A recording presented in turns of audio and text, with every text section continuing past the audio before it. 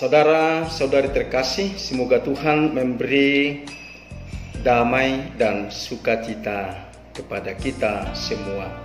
Pada kesempatan ini saya akan menyampaikan satu katekese perihal mengapa orang Katolik mendoakan orang yang telah meninggal dunia, dan bahkan dalam gereja Katolik ada perayaan khusus untuk mengenang dan mendoakan orang-orang yang telah berpulang pada tanggal 2 November setiap tahun.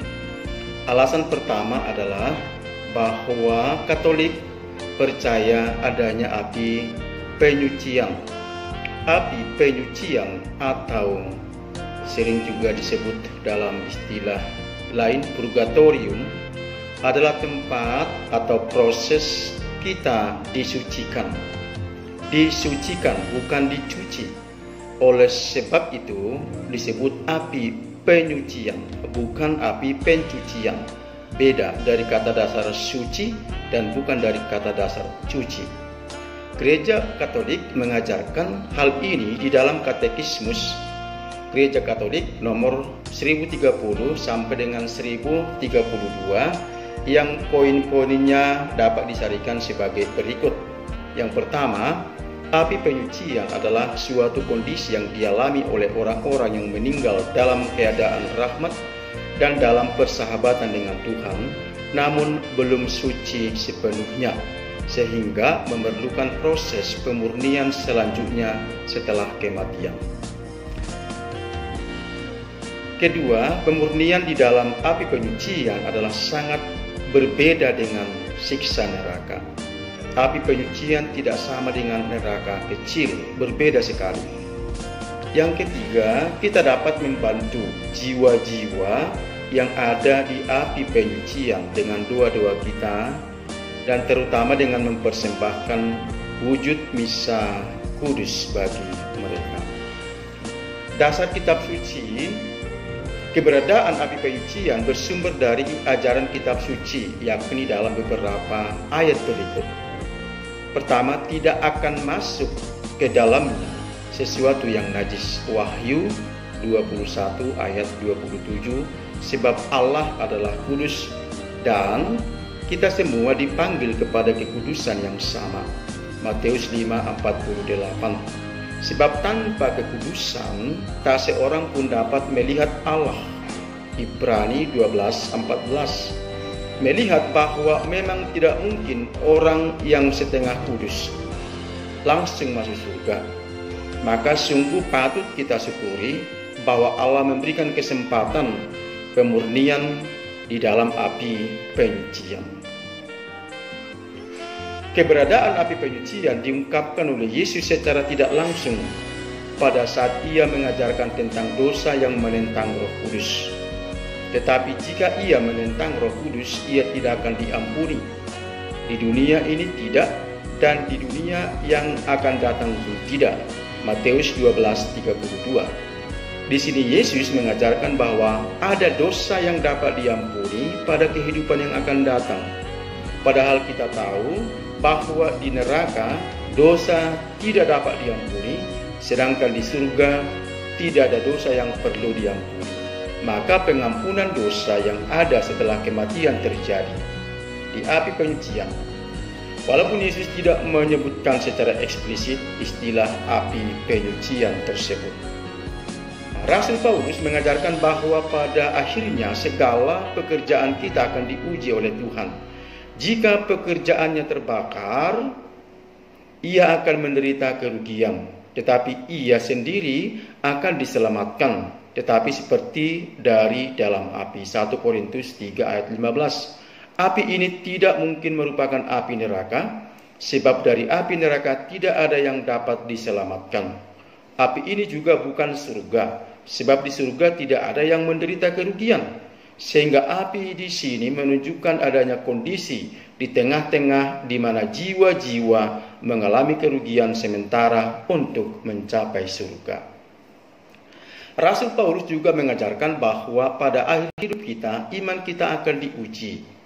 untuk membuktikan kemurnian imanmu yang jauh lebih tinggi nilainya daripada emas yang fana, yang diuji kemurniannya dengan api, sehingga kamu memperoleh puji-pujian dan kemuliaan pada hari Yesus Kristus menyatakan diri kepada kita.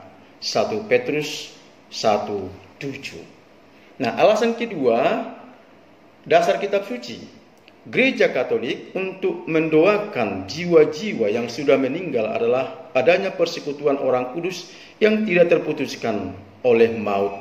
Rasul Paulus menegaskan, sebab aku yakin bahwa baik maut maupun hidup, baik malaikat-malaikat maupun pemerintah-pemerintah, baik yang ada sekarang maupun yang akan datang, atau kuasa-kuasa, baik yang di atas maupun yang di bawah, ataupun sesuatu makhluk lain, tidak dapat memisahkan kita dari kasih Allah yang ada dalam Kristus Yesus Tuhan kita.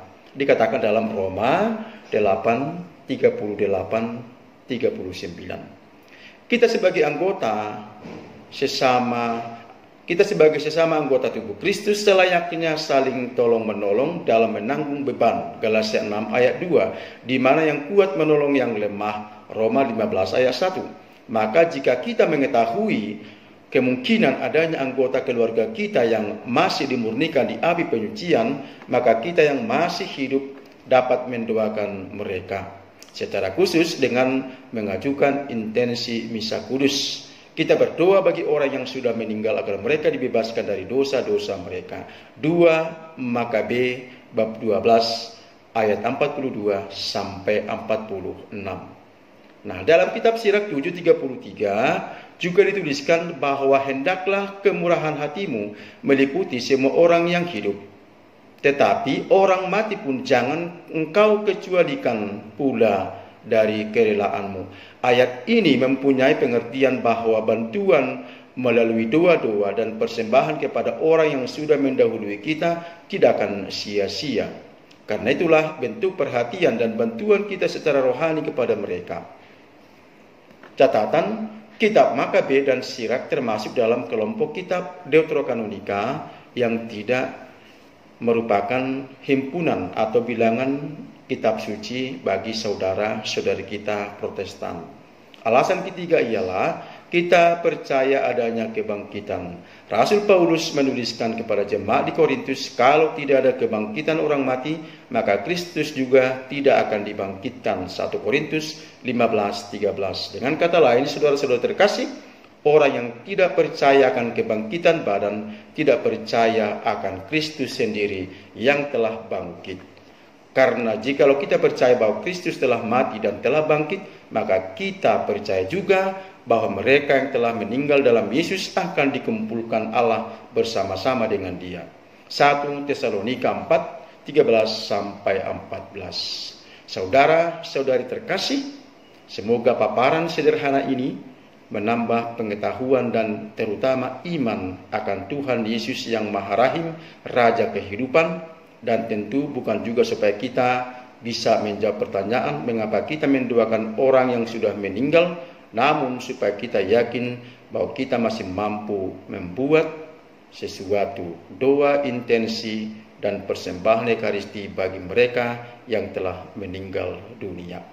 Katekese ini saya sarikan dari beberapa referensi, yakni Iman Katolik, Katolisitas Orok, dan Catholic Answers Live.